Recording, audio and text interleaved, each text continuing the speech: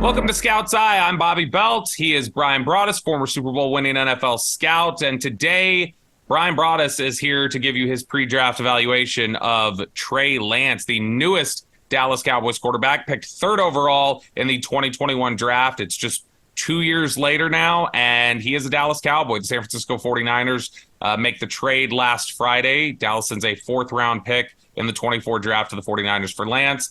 And people are wondering now, we have not seen a lot of him at the pro level. We haven't seen a lot of Trey Lance in general.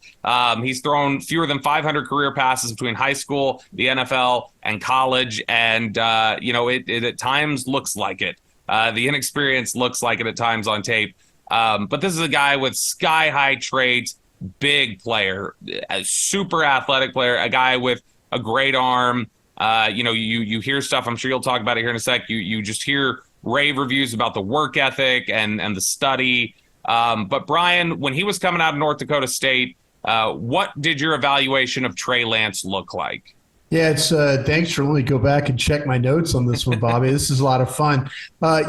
Trey Lance, he's a physically well-built athlete. And one of my lines was, has a Dak Prescott vibe to him in the way he plays. Perfect. He's not afraid to run the ball and take on tacklers. He's a physical player. He plays the majority of the game when he was in college in the shotgun, so you'll see that a lot, and he looks comfortable with that. I thought he was a good ball handler, a faker. He's got a really pronounced overhand throwing motion. I felt like the ball really came off his hands well with some pace.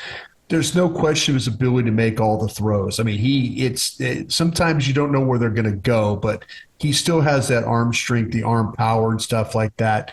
I felt like, though, that there was times when you watched him there at North Dakota State where he wasn't always rewarded for some of the passes that he throws. But I thought the setup was quick. I thought there was a firm base. He didn't bounce around on his toes, or he didn't appear uncomfortable in the pocket in college. Move around and when he has to. But I thought another trait that he showed was he threw the ball well on the move. This, again, was another Dak Prescott trait that we've seen. Get the shoulders around, whip the ball out going to his left, and he could put some pace on that thing. So I wouldn't call him the quickest of foot to escape and run, but he does help himself enough. He gives himself a chance when he's on the move. So kind of sorts things out scheme-wise. I know there's some questions about really his awareness at the pro level. We'll see if they can kind of work with him on that. But that offense at North Dakota State ran a lot of pre-snap motion, a lot of shifting. His size, his arm talent are the most impressive traits, along with his toughness. So I've heard only really good things about the toughness, about him wanting to be better. I think these are things that, you look at when you start to talk about that Dak Prescott, some of those traits. I can see why the Cowboys had a second-round grade on this guy. Now, we have not gotten to see a lot of him at the pro level, obviously. You've got Dak Prescott ahead of him. It sounds like Cooper Rush is still the second-team quarterback for right now. He's your backup if anything happens. This will be a study time, a time for him to get integrated here with the Cowboys. Based on what you saw in terms of the athleticism, because a lot of the questions about Trey Lance were, can you take him from elite athlete to football player and right. From football player to top-tier quarterback? That's the question, is the progression. The traits are clearly there. Just really briefly here, do you think there's an opportunity for them to get creative with certain packages where they could use him? He could be brought in. If he's active on game day, can he come in? Can he do some Wildcat stuff? Can he have some red zone packages in there? Would you do any of that stuff? Or would you say, hey, just focus on playing scout team as Jalen Hurts, doing your study. Let's worry about just focusing on you being the best quarterback you can be? Yeah, I would just focus on him growing and being the best quarterback he could be. Usually the second quarterback is the one that runs the scout team. I'll be interested to see, though, when you have those games. I mean, obviously when they play the 49ers, we'll see with Brock Purdy or who the quarterback is for them, but there's things that he can clearly do.